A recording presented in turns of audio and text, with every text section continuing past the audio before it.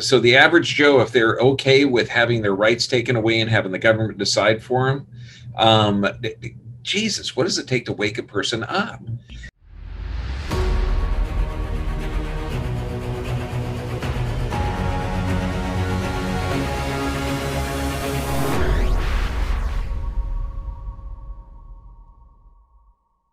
Okay, good. Here we are, episode 8. And this is to get our rights back. If you're really happy with our who's the guy in the White House, the president? Okay, if you're happy with his actions, if you're happy with not having personal rights or rights over your own body, if you think that the government is much smarter than you, and ask your doctor if this is right for you, this probably will be a waste of your time. If you're looking to get back your health, get back your freedom, I'm with a group of people here that has a plan and that is working. Okay, I'm joined by Dennis Knill, who's serves as Justice of the State, Sheriff of Yavapai County, and Arizona State Chairman and Recorder and Coordinator for the Arizona State Assembly. Diane Kazer, pro soccer player turned diagnostic nutrition practitioner, courage coach, health and beauty expert, author of Killer Breast. I mean, brilliant. And our special guest today, Michelle Ford. Michelle, I've been so dying to talk to you. Okay, she organized and started VILE, Vaccine Injury Awareness League, which that's how I know you. Okay, but also in the American Sovereignty Union. Mother of 4, founder and president of VILE, Vaccine Injury Awareness League, activist representing parents since 2012. She's committing herself as an advocate for a permanent solution. I mean, this is brilliant. I'm so glad to welcome you all. Okay, now this is for YouTube.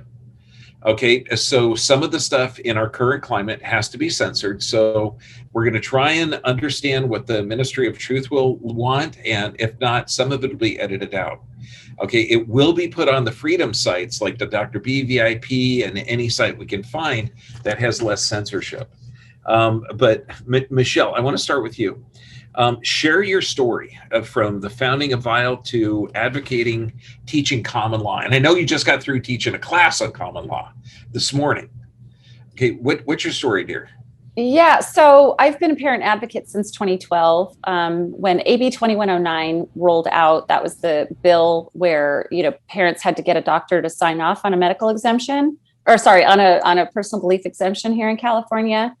And my oldest daughter was injured by her vaccines. And so when I had younger children, I knew that I had the authority to fill out a personal belief exemption form and turn that into the school for my younger children. However, AB 2109 attempted to take away that right. And I was going to need a doctor to sign off on my exemption form. So that was the first sort of usurpation against my rights regarding vaccination status.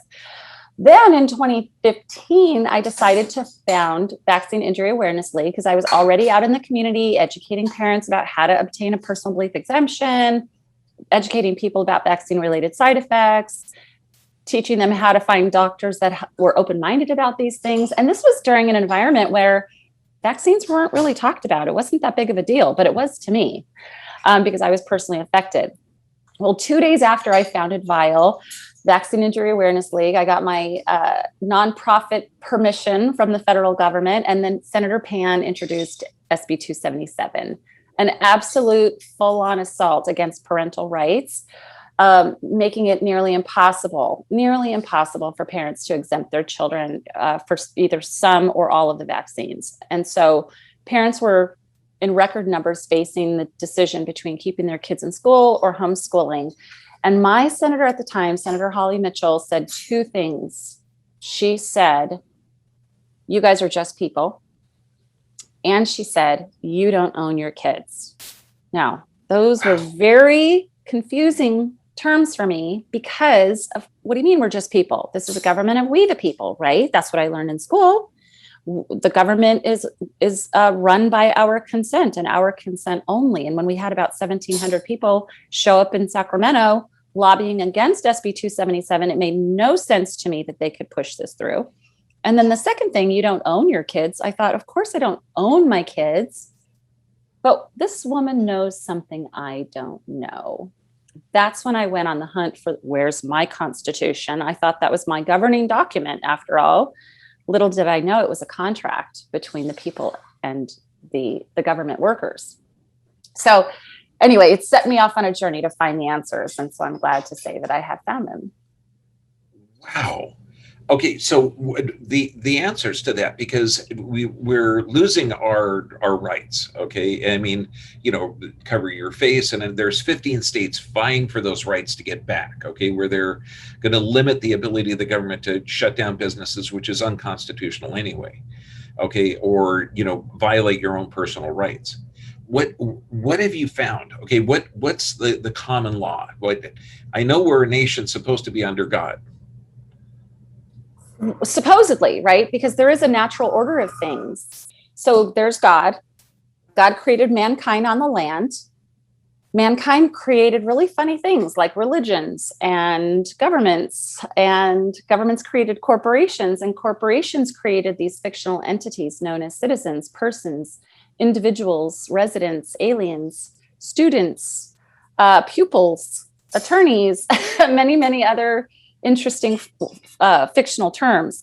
So what we help people to do is actually get their rights back, because as these fictional characters, as these fictional terms, we have no rights. We have rules, regulations, ordinances, codes, laws. We have measures. We have emergency orders. We have executive orders.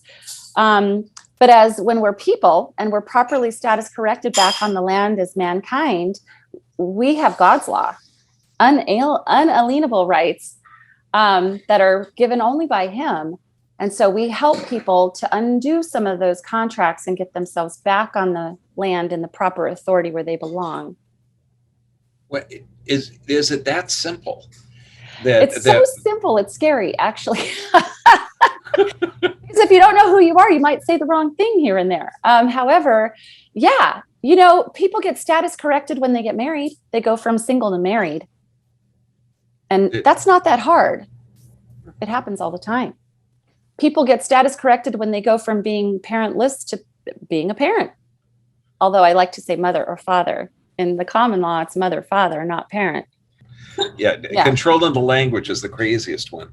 Like citizen, person, individual, resident. What do those mean? Well, they mean you're a subject. And I mean it literally. You are a fictional character identified by the name we call the all caps name, or the straw man, which is the mindless entity. And it's the name that appears on all of your sort of official documents, like your driver's license and your tax return and your bank account and things like this, right? So because only fictional entities can contract with one another, the citizenship program that started with basically between the 13th and 14th Amendments, when Lincoln freed the slaves, he actually brought everyone down to the status of a citizen, and the citizenship program was born. And so citizen is a codified term in the congressional record. And so it's just a term. It's part of the divide and conquer technique that we know. And when people get classified as this subjugated fictional entity, then they get to be bossed around by codes, statutes, measures, laws, rules, regs, orders, all of the above. Notice how our founding documents start with "we the people," right? But if you look on any of our rules and regs and laws and ordinances that affect people, they all say persons, citizens, individuals, residents, right? All laws define who is affected by these rules, regs, ordinances, laws, measures, codes, et cetera, okay?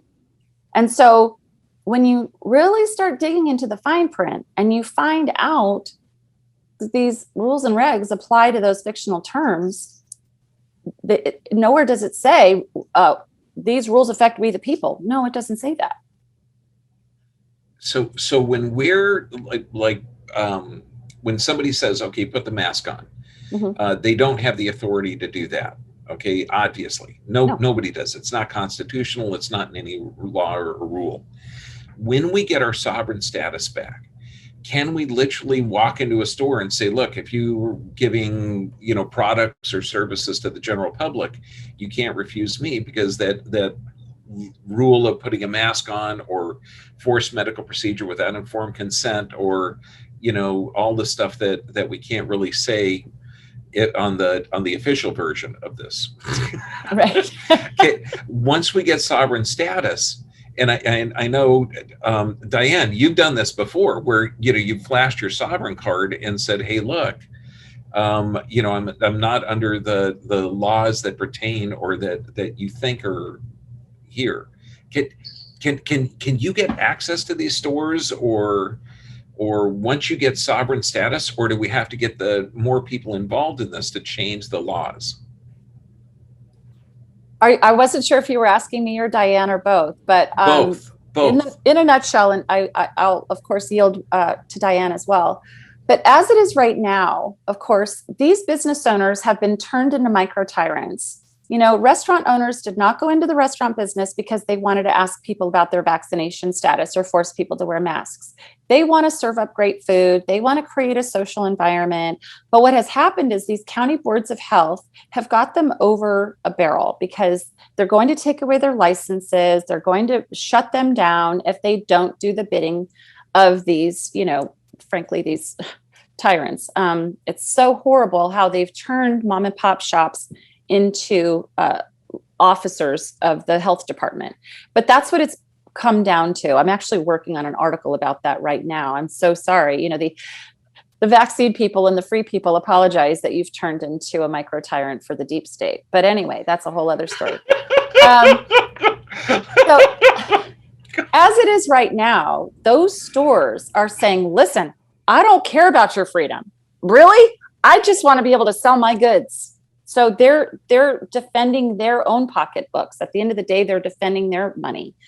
So it boils down to the root of all evil, right? Money. It's not the money itself. It's what money has done to mankind. It has corrupted our minds and made us selfish in a certain way. And so that's what's happening. I do know that once we are fully assembled, we can fix these issues and help these business owners to gain their rightful status in this world, to where they can offer their goods and service unencumbered without being threatened.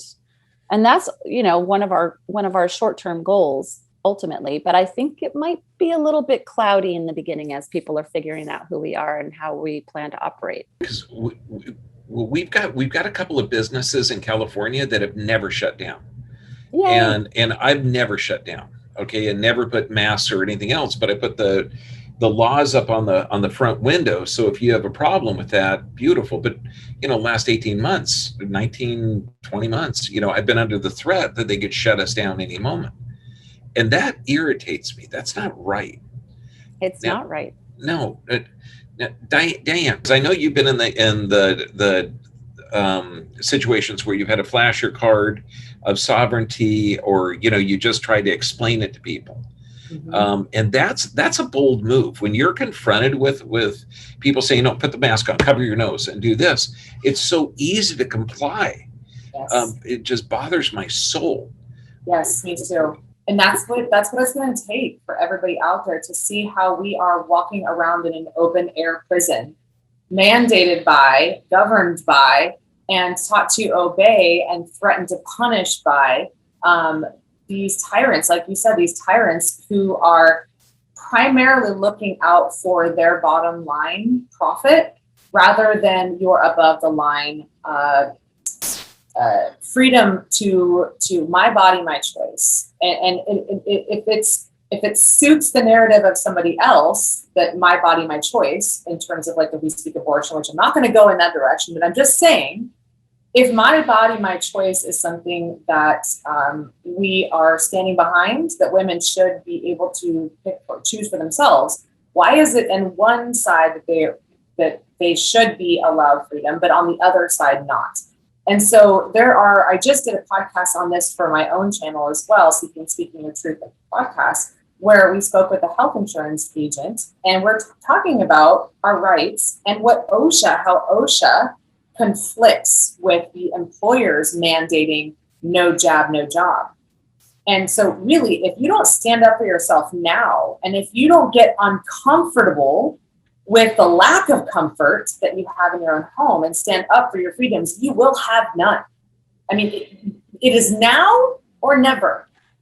And in your voice is your instrument. And this is how we speak God through our temple, is that the vibration of courage coming from you. And it takes a while to get used to, and it's never just something that's easy to do, but it becomes over time when you can practice your sovereignty. The single greatest thing you need, and everybody needs right now, is to know your rights. Just like Michelle said, we're building this now. Just like Dennis has echoed over and over, that we're building this now for a tomorrow future that we can create in the present. So that's what I'm a stand for. I'm a stand for all of our freedoms. And, we have to do this together and link arms together. If they all say we're in this together, which is the lie. No, we're not. We're in it together for you and your agenda. But we're in this together for another reason. And that is to stand for our freedoms and for our children. Because if we don't stand for our children now, like Michelle said, there is no future. There is none. The Georgian, I'm not going to say that. Don't want to can't say those words. That the makes G sense. guides don't. Now, Dennis, because you're a sheriff, okay? You're a sheriff. Okay, when you're looking at laws and stuff, so you can't really get arrested for not wearing a mask, or can you? Well, I mean, to fight the authority, what is there any problem with just saying, hey, to heck with it, going in there, grabbing something, throwing down some money and walking out of the store, or without a mask, or restrictions, or? Yeah, you shouldn't have to worry about it at all, because there is no law. They're making things up as they go. They call it a mandate, big whoop-de-doo. It's a suggestion, and it's up to each individual what they want to do. Right now, the whole is a scam, and I'm not going there because I got my tape. So we can move on this way. But it's like I went into the grocery store and I had a mask on under my nose down here.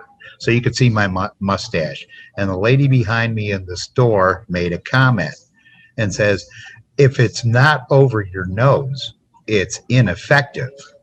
And I just took my mask down, and the manager looked at me and the cashier looked at me, and I says, I don't have to wear this thing, but I've been coming to this store for 20 years. I respect your privacy. You need to respect mine. But I put this on just to appease you guys, and the hell with everybody else, and I says, and you know what? And I'm not wearing this anymore. And they just looked at me every time I came in the store and just, hey, how you doing? Like nothing ever changed, nothing ever happened.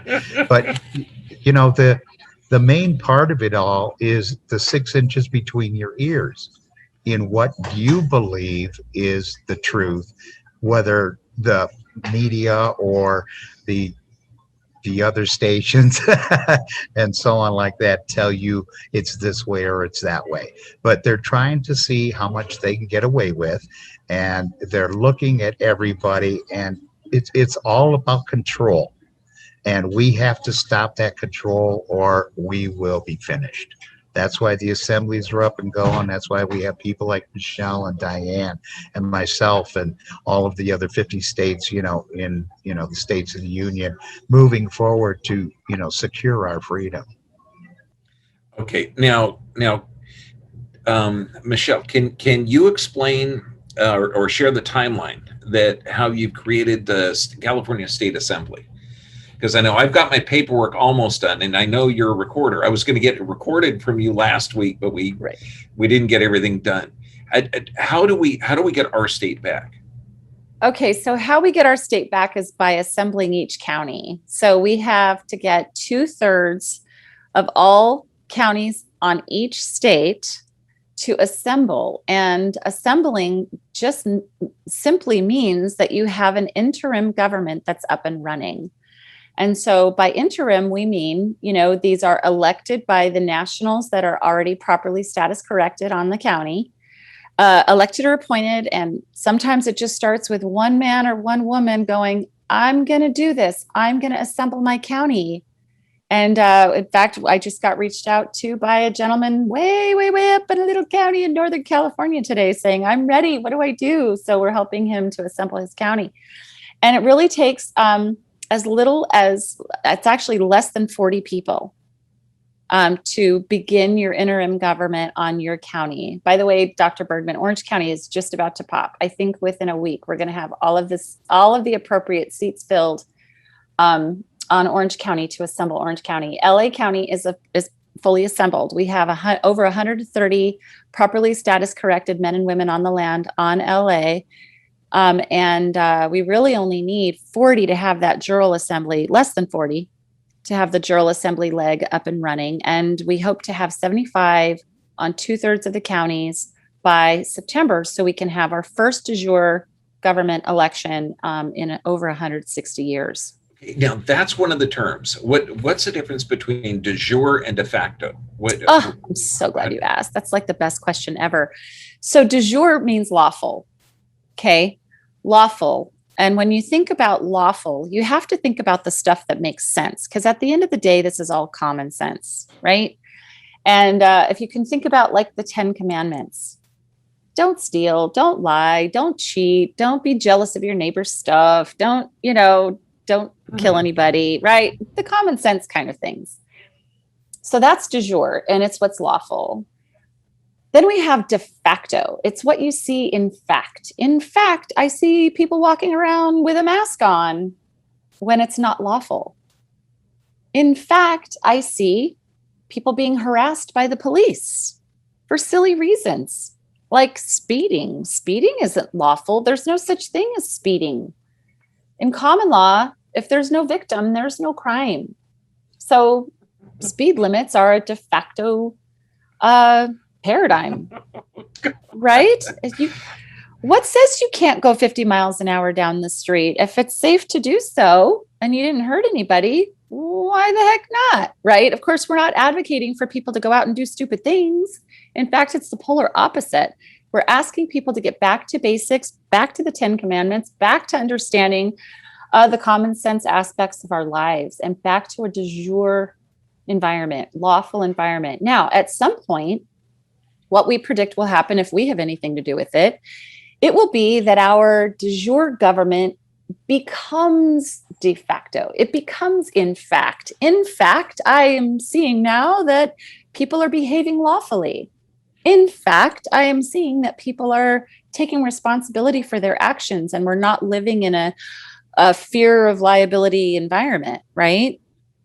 So that's really, de facto is what we're seeing in fact. And in fact, right now we're seeing a bunch of unlawful things in an upside down, weird universe where boys are girls, girls are boys, up is down, down is up, God doesn't exist, yada, yada, yada.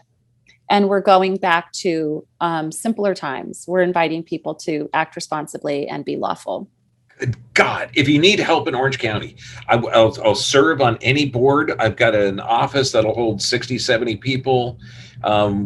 Believe me, anything I can do. Oh my God. Be careful that you said that. I'm going to hold you to it. I'll be at your office in 2 hours. We're going to do this. Everything. I'm at the Mexico clinic, but yeah, it's there's no lag time between idea and implementation. We got to implement now. Okay, now can you share with what positions need to fill and how people can step up into service?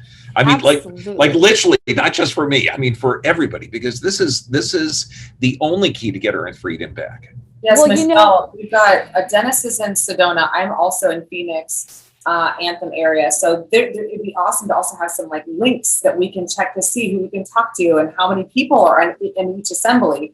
Oh, this is so fantastic. Really take action. Well, let me ask you, Dr. B, is it possible to do a screen share so I can share with you my little visual aid to help people see the seats that need to be filled? Yeah. I think I can make you a host and then you could do everything. Okay, and then I'll give it back to you afterwards, okay? Okay. So let's go to, here we go. All right, can you see this? Yep. All right. So I made this little slide as part of my class. So what it takes to build a county, you need a volunteer coordinator, someone who stakes their claim on the land, becomes a lawful American, and says, I will assemble this county. I happen to be the Los Angeles County coordinator. So we ask for people to come and just say, I'm going to do it, and be that accountable person, or accountable man or woman, not person. And then the first job is to get a county recorder. The county recorder is someone who says, I'm going to learn how to be a common law notary. It requires 2 3-hour classes, and then they get affirmed and they get their stamps, and then they are a common law notary. And that's so necessary because they're going to have to help paper people on the county. Then we need a volunteer justice. We need a volunteer treasurer. We need a volunteer sheriff, coroner, bondsman, marshal at arms, 25 jurors, because we have common law grand juries, and then a militia/peacekeeping task force. So we have very detailed procedures and what needs to be done if anyone wants to volunteer for these roles. And we want to remind everyone that we are the interim government right now. Since we are not fully functioning, because we have not had our de jure elections yet, and we won't until November, these are just placeholder seats. It's sort of like how you can't get credit until you have credit. Right? Uh-huh. You can't have a government until you have a government. So we are a volunteer interim government until we have enough men and women on the land that can actually run for office in November. And so we also say you don't have to be qualified as having this career in the de facto system before you became a lawful American, right? Let's say you've got a side business and you're doing your own books. Well, you can step up and volunteer to be the treasurer. Or let's say, you were formerly in the military and you're very comfortable with firearms or training and first aid, stuff like that. You might want to volunteer to lead the peacekeeping task force, militia, which I'll say a little bit more about in a second. You can, all Americans can serve as jurors. And let's say you're a nurse or a doctor and you want to serve as a coroner because you understand what death looks like versus what life looks like. And you can proclaim to know the difference and uphold that in your affirmation. Then you can step up and volunteer to be the coroner, interim coroner. Same thing with the other offices, right? You might be a law buff. You might be a history buff. And then justice of the peace would be a perfect situation for you to volunteer for. So as you can see, this is really less than 40 people. It's the 25 jurors plus the remaining seats to be volunteered for. And then also people get confused by the term militia. Sometimes people say, militia, whoa, that's violence. I'm afraid of that. Well, I want to redirect this idea about militia, okay? Because there are some people in this country that are doing assembling and they're all about the guns. They're like ready for this, violent revolution. Well, that's not the assembly. So I understand why they feel that way. I understand how they got there. Trust me, I was a mad mama bear until I found the solution. So I get it, but we're not doing violence. We're not doing insurrection. We're not doing rebellion. We're not doing terrorism. We are doing an administrative process. Okay. But our militia are those good neighbors, those good neighbor people that, if you broke a leg, they're the one going, hey, I'll pull out your trash cans for you. I'll bring you a hot meal. They're the ones that run the PTA at the local school, right? Those are the peacekeeping militia people. So when you think about people in your community that are like that, that's exactly who we're looking for to fill our militia. And of course, it helps if you understand about not firearms, but arms. See, we don't have firearms in lawful America, we have arms. So, these are the people we're looking for. And then once your county has those seats filled with those volunteer positions, then we are well on our way towards our number of 75 by September. That's what we need in order to announce our lawful de jure elections for November 2nd. And we are well on our way here on California. We are doing it. We are replicating our efforts, teaching counties how to do it. And counties are just like, whoop, whoop, whoop, so it's happening. Cool. Right? So much easier than begging our legislators, like, stop stealing my rights. Stop stealing my rights. Please, please, please. And I gave a $20 donation when Joe Corporation down the street gave him $1 million, right? Who are they going to listen to? Okay, now, Diane and Dennis, what's it like in Arizona? Do you guys got all the counties involved? Are you up to the status that California is, or beyond? Well, we have 15 counties here. I'm not sure how many are in California. I know there's probably more. We have huge counties, and we have 13 of them populated, which means we have assemblies in each one of those counties, and we have justices in each one of those counties and most of the jurors. We are still looking for people to become treasurers and secretaries and things like that. And we have 10 state recorders. We have the 10 state recorders, so because we don't have enough people in the counties, in all of the counties, to be county recorders yet. But we are moving, quite quickly, probably maybe, who knows, as fast or whatever as California or Florida or some of the other states. But in fact, we have our state assembly fully functioned. We have a coroner, we have the recorders, and we have justices and jurors. So we have a state jural assembly.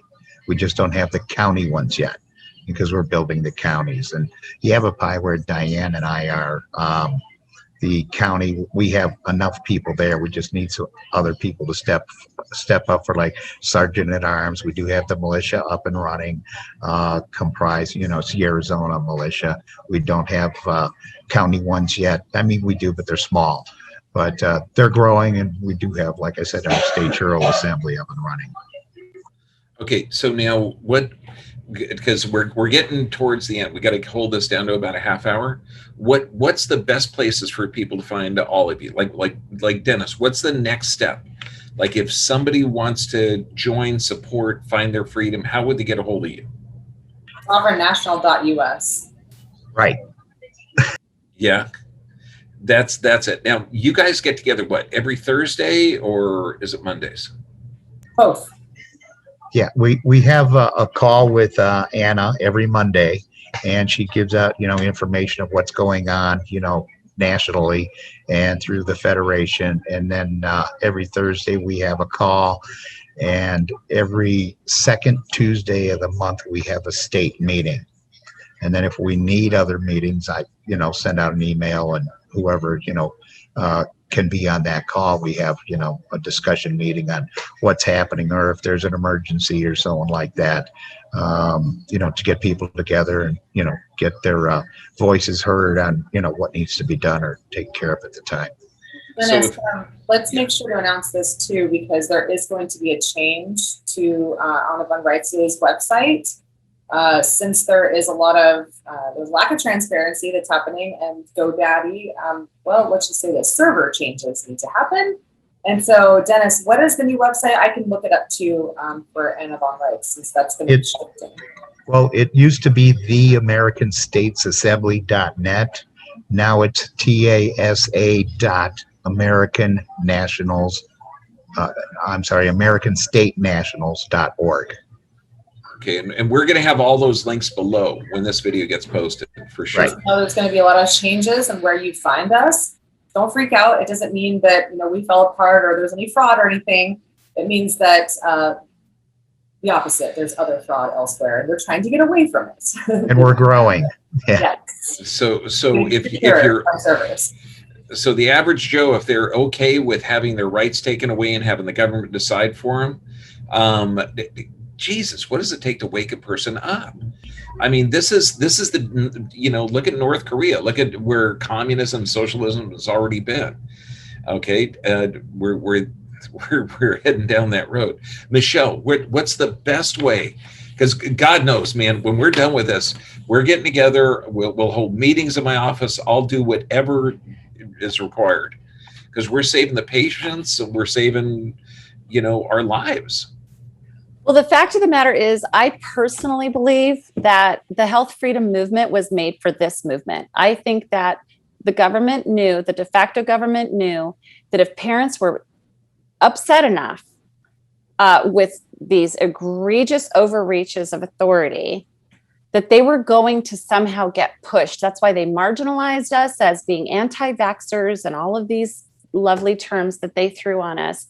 I believe that the health freedom movement was made for this, breaking everybody free.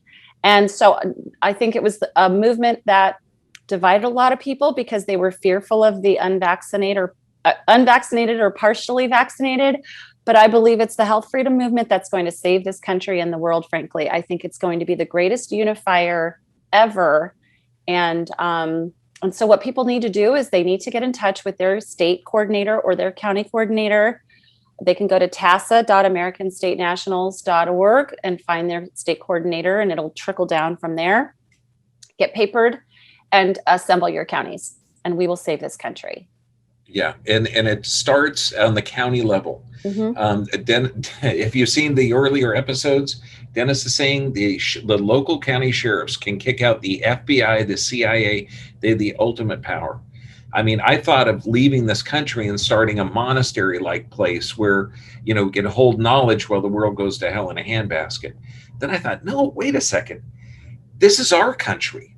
Okay, America had rights before this totalitarian insanity.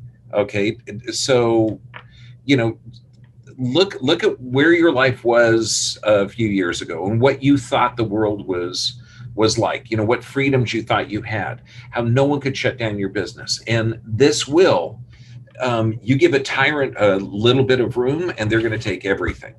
And we're in a tyrannical world right now. And the only way to get it back is by making the effort. Give a call to someone. Call me at my office. Talk to Michelle, Diane, Dennis. I mean, this is like a think tank group where I'm getting my information. So, I mean, you got to make the effort. You got to. If not, imagine, look at the pathway of the last year and a half. Where does that lead to? It does not lead to health, freedom, abundance, and security. Okay, trusting yourself, trusting the land, trusting, where we are. We can organize this to get abundance back in America. Absolutely. You are 100% spot on, Dr. Bergman. That's exactly what we're doing. That's exactly what we're creating. And we're helping people to be the Americans that they always thought they were. They thought we were we the people, but no, that's a whole separate class. We're teaching people how to get back into that class. Okay, now this, I don't know if this will make the cutoff, but I've been listening to this North Korean defector, young gal, and she is saying how you would get arrested if you wear the wrong haircut. You get arrested if you're wearing the wrong clothes. They're the thought police over there. In England, they arrested a guy because he was going to speak an event. He didn't speak at the event. He was going to speak there.